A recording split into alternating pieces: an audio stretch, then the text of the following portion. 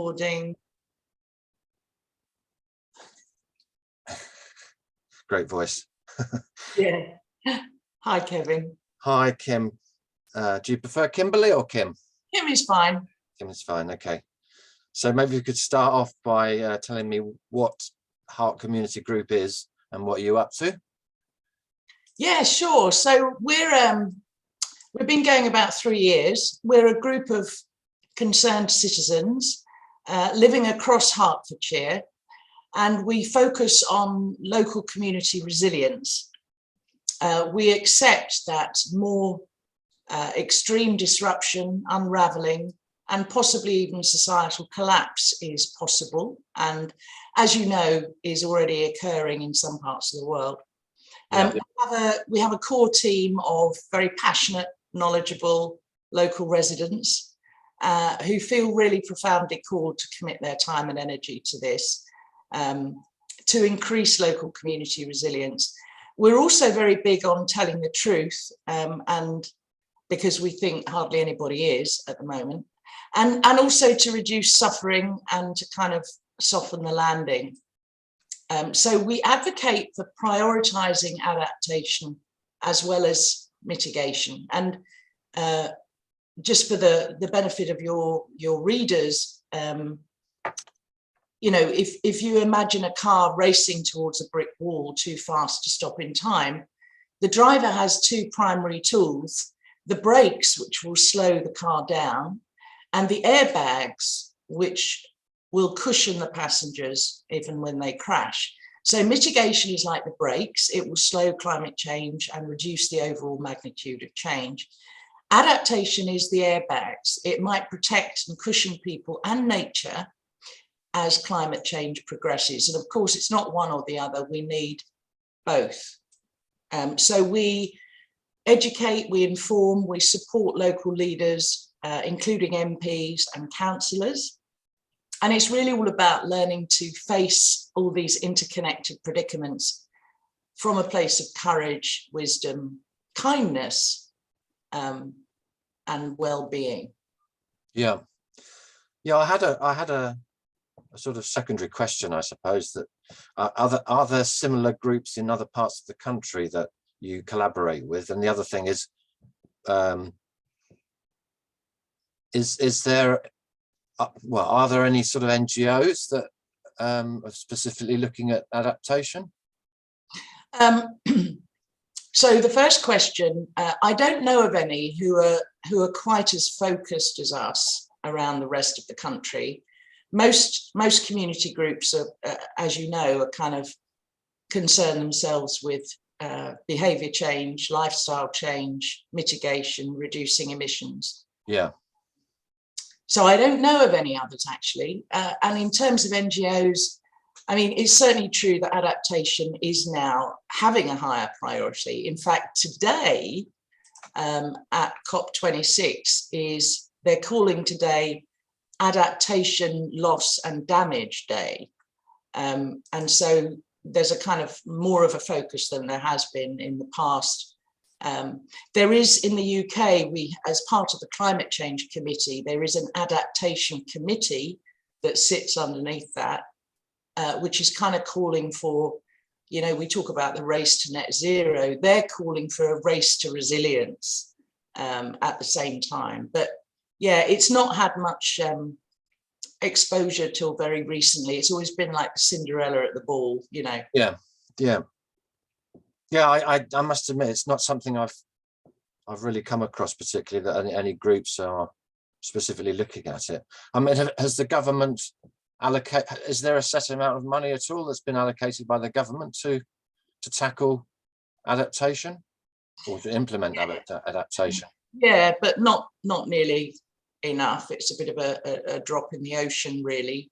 And one of the things that we do is, as I said, inform and advocate and support local leaders. So, for example, this week, we're sending all the councils across Hertfordshire a report we've just prepared on resilience and adaptation. A couple of them asked us to do that, but we're sending it to all of them.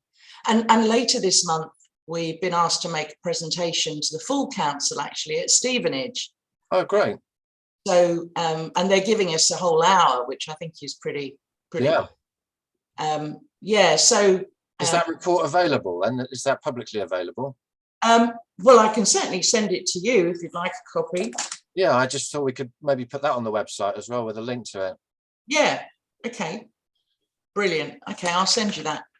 And in terms of, I mean, I can send you also links to this, to the Adaptation Committee and their most recent reports. But essentially, they're saying the UK is nowhere near prepared. Yeah. Not surprising.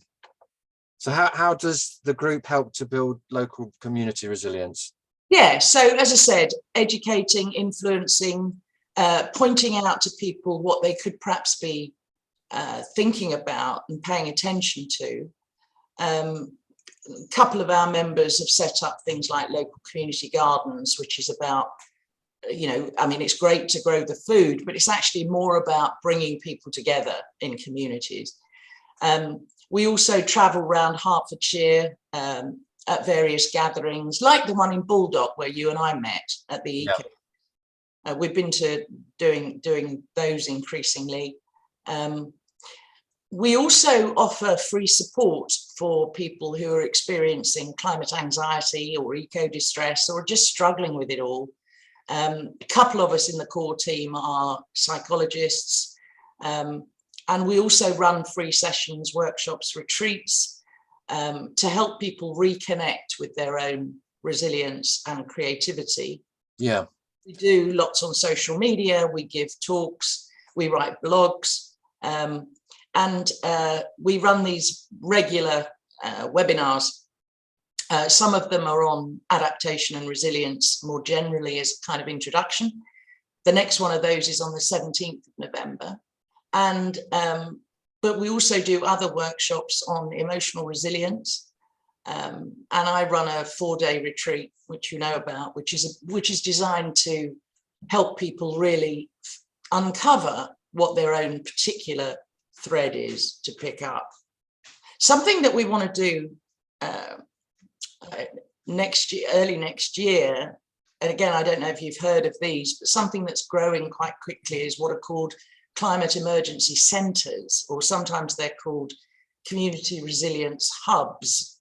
There aren't any in Hertfordshire at the moment, but if you look up, if you just Google climate emergency centre, I think it's .co.uk, you'll see a list of all the ones that have already been set up, and they're designed as places, physical places, where the community can come together, start establishing relationships and networks now, but kind of doing that in advance of, you know, if really extreme disruption happens. So in the meantime, they can be used as anything you like, you know, yoga, mother and baby groups, food growing, repair cafes, all of that kind of thing.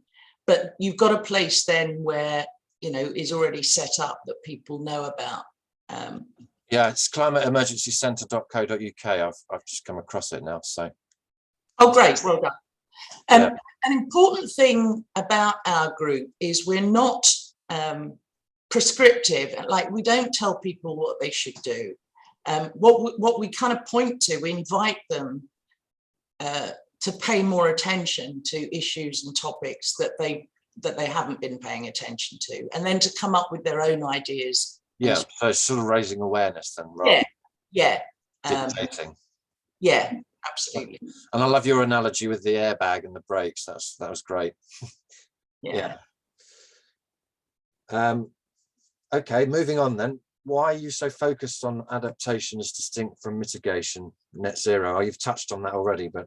Yeah, well, one of the things that we realized quite early on is that how we respond, any of us, how we respond to the emergency depends very much on the story that we're holding about it.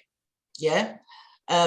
So if I can share screen with you, if that's all right. And I'm very happy to send you these slides if you wanted to include them in. Can you see that? Yes.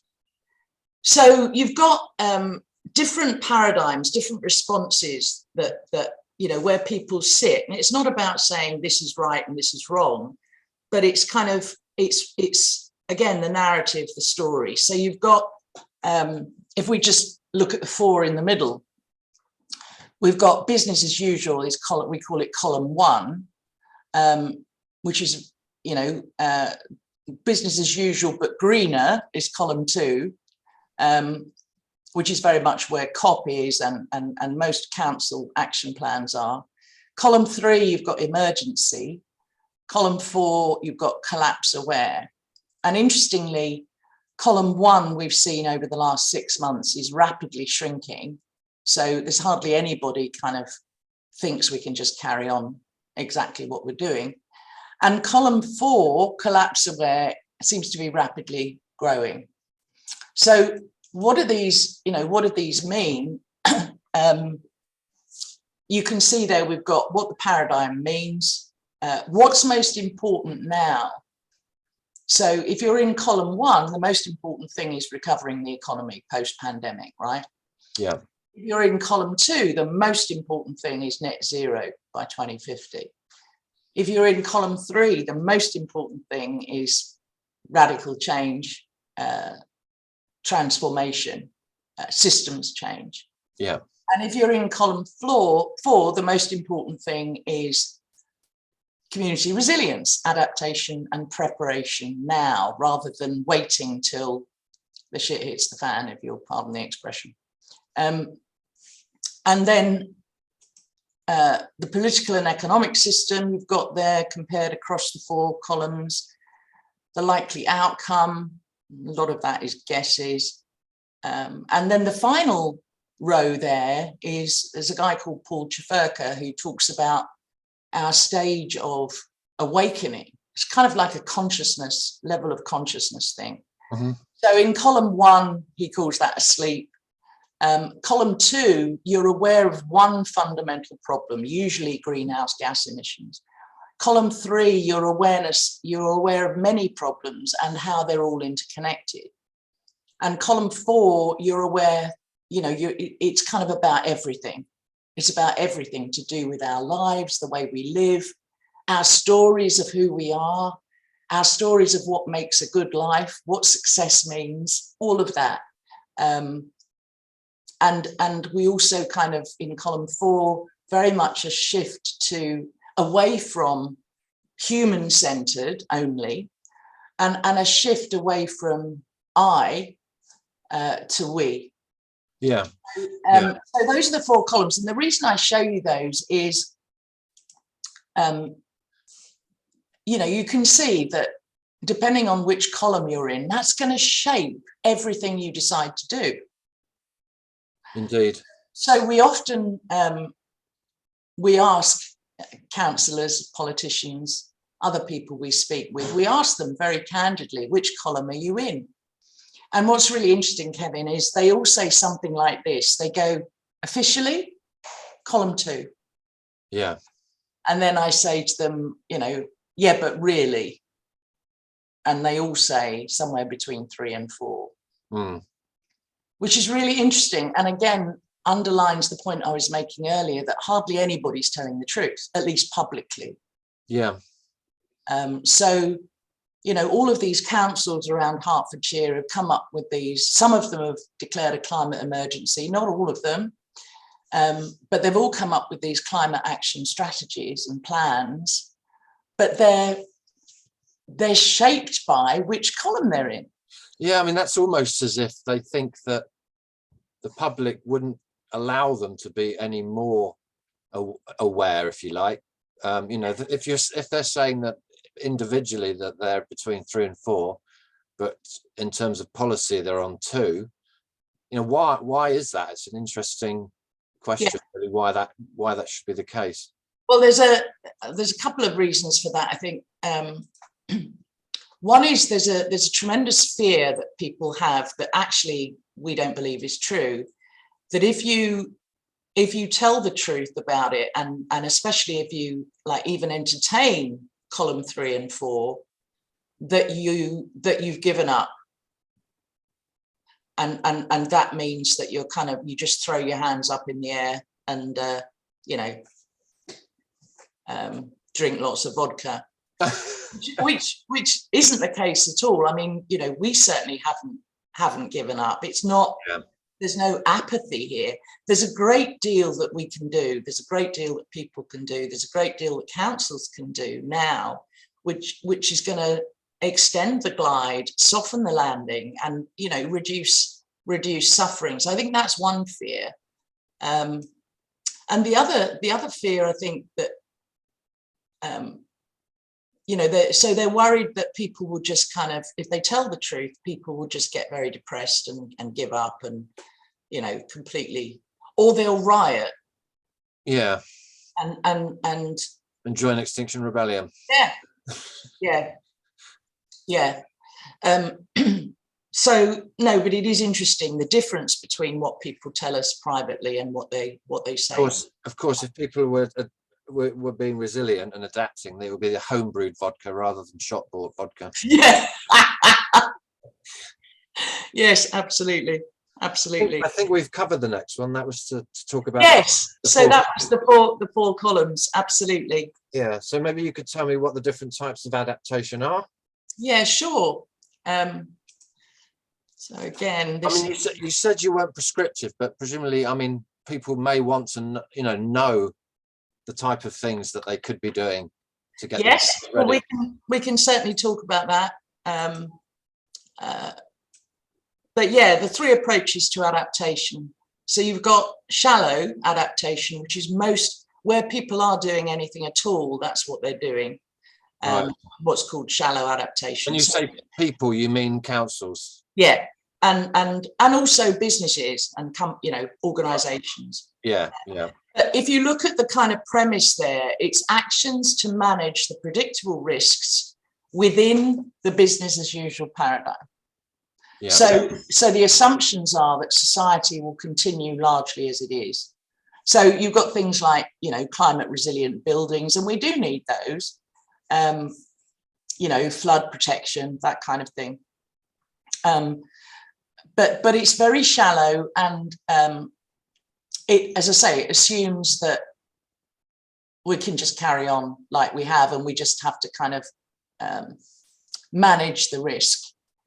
Then you've got deep adaptation, which is very much, I'm heavily immersed in that community around the world, which is the acceptance that business as usual cannot be sustained, and preparing now for what's probably going to be a very different way of life. So the assumptions are there that collapse is likely or already unfolding. And we, as I say, we can talk more about what deep adaptation and the 4 R's of deep adaptation. But it's thinking about hyper local, so food, water, 20-minute neighborhoods, circular economies, again, community resilience with all of the real basic stuff that, may well just fall apart, and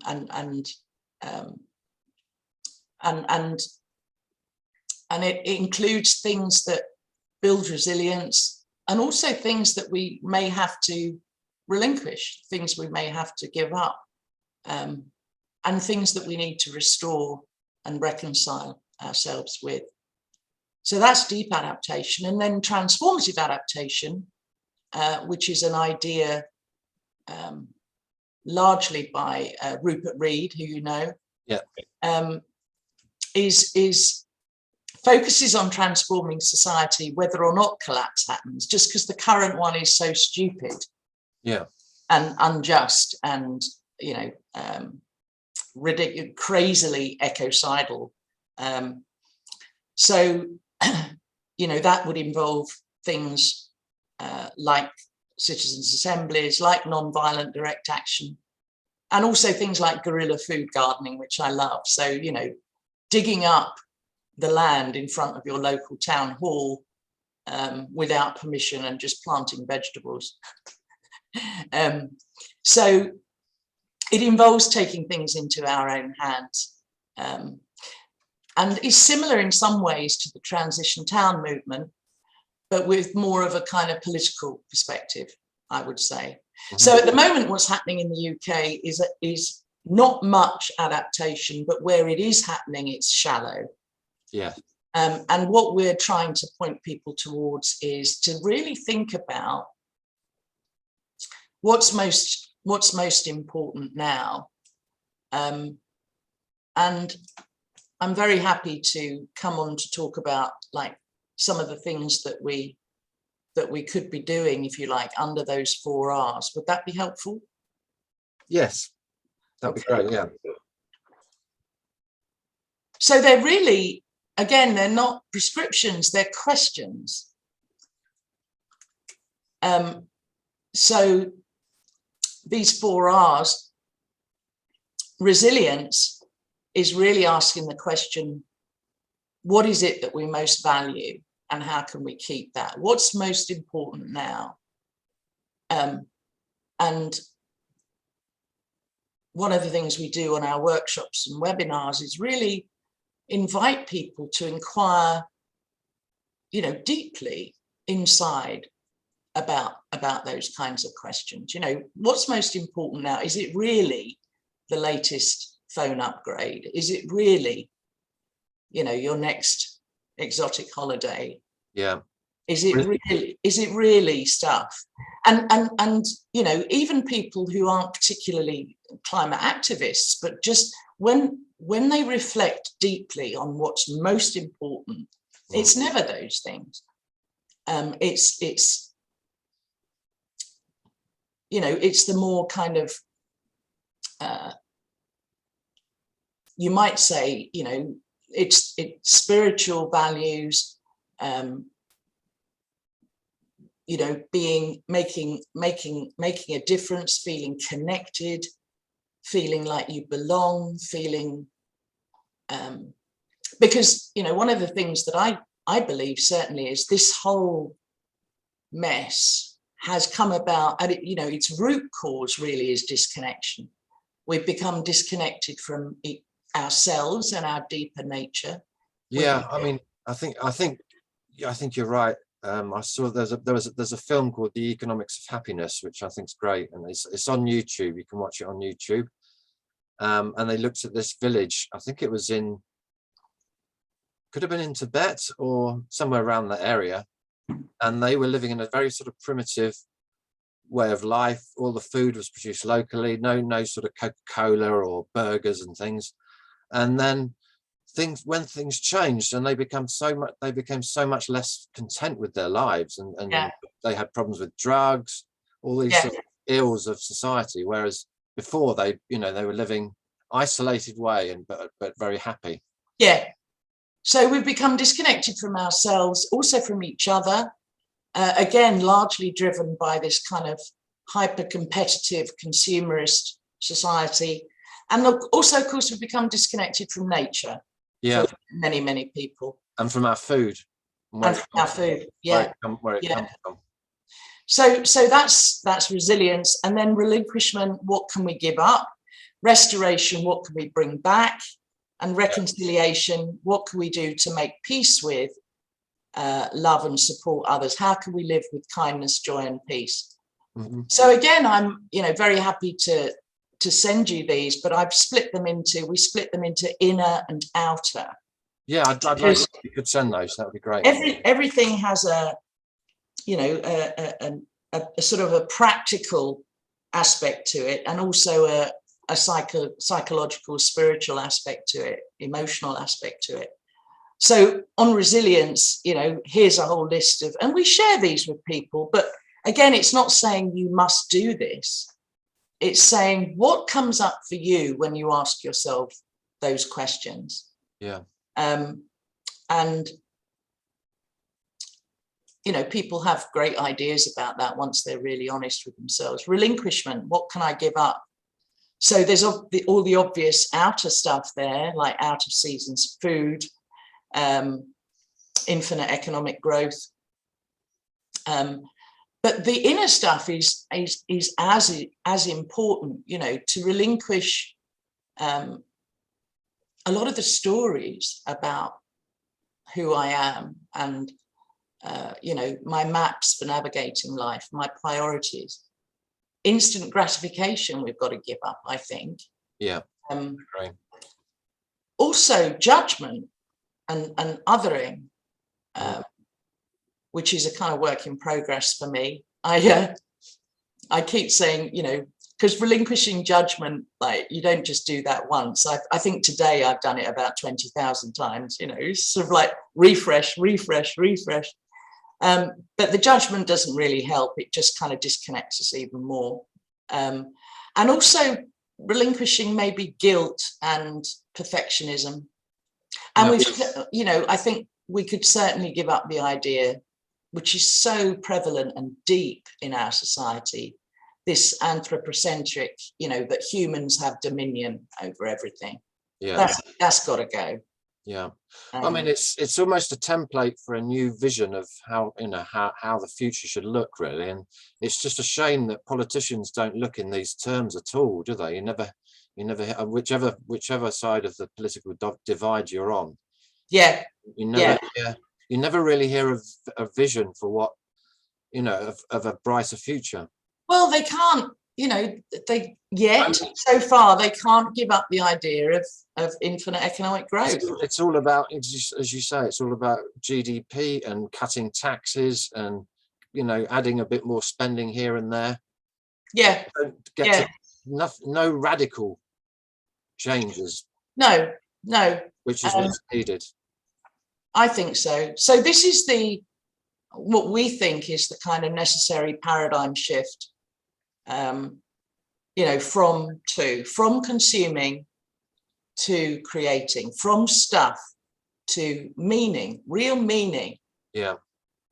From human-centered to all life-centric, from global to local.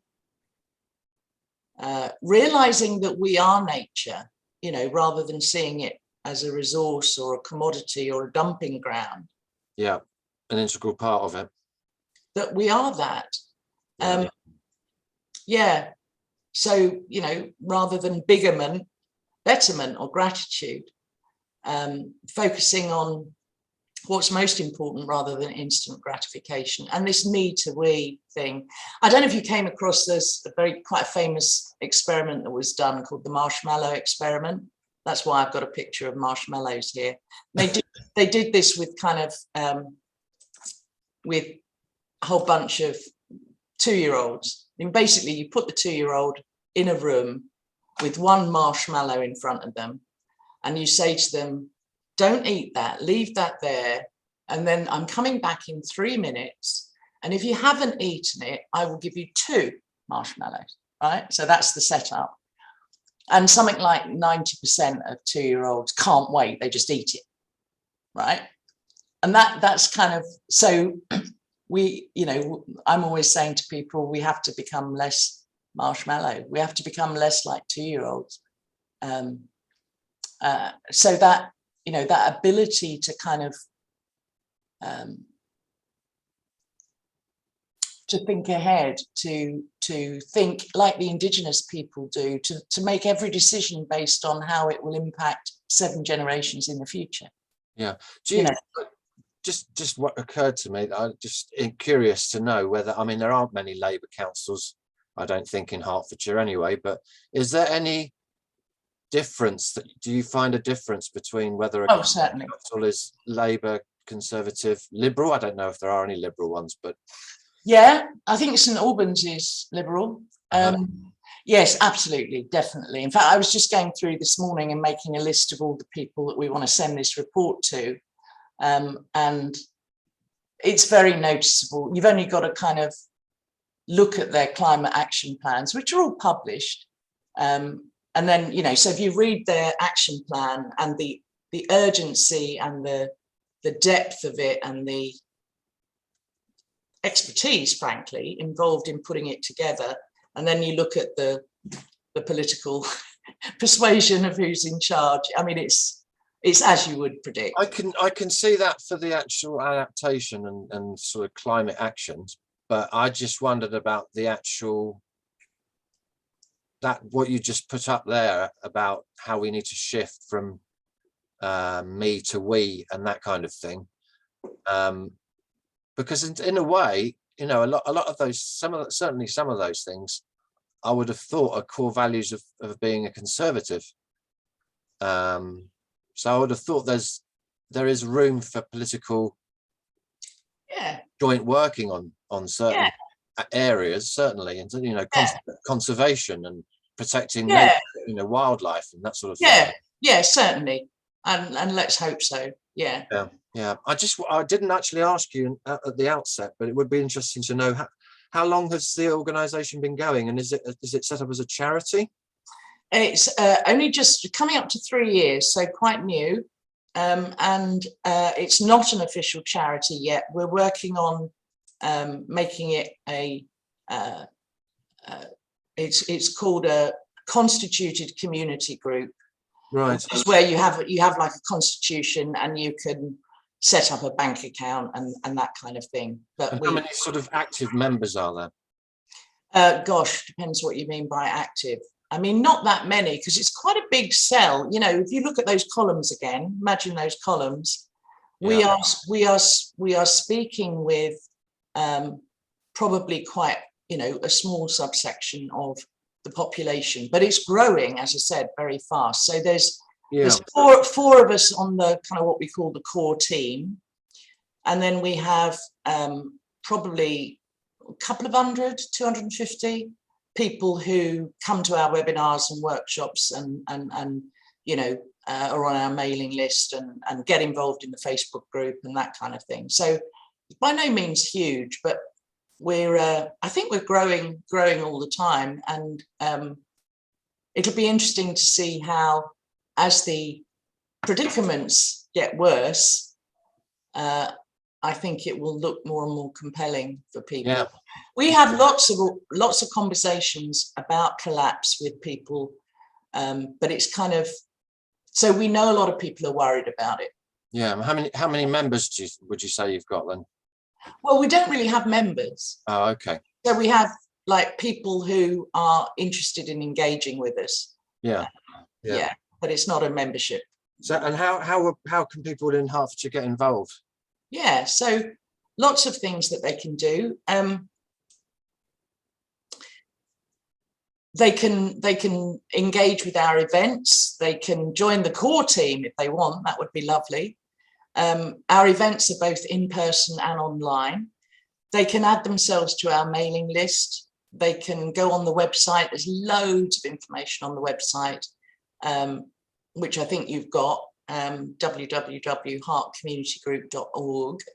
And what we'd love to do actually in the future is, part of my vision is to see, like, if you imagine other little mini heart groups setting up, so maybe, you know, having one in Letchworth, having one in Stevenage, having one in Broxbourne, so a bit like transition towns where you know, we all stay connected and networked, but there's a mini team working on very hyper local Specific stuff. Yeah. So that would be good going forward. Sorry. No, go on. I just wondered what events you might have coming up that people get involved in. So again, I'd love it if you'd encourage people to go on the website. There's a page there with all the upcoming events. The next one is the 17th of November, where we have a 2-hour webinar on resilience and adaptation. That's on Zoom. And then after that, you'll see, if they go on the website, they'll see other events around emotional resilience and reconnection as well. It's really important, I think, for people to, they tell us it's really important to kind of stay connected, because it can feel, and I think probably people, you know, who come from an XR type frame feel similar to this. It can feel like you're living in two different worlds. And it can feel very lonely. And so we have these regular reconnection calls where people can come back together, share their fears and concerns, process their emotions. But all of our events have a kind of theme of standing, how can we stand tall, look all this in the face, and then respond from love, kindness, courage, and wisdom. Lovely. Yeah. And I just wanted to finish with this quote. I think it's James Baldwin who says, "Not everything that is faced can be changed, but nothing can be changed until it is faced." Yeah. How true. So we're very much about, however, you know, sometimes uncomfortable it is, we have to face this now. Yeah, we have to face it. Yeah.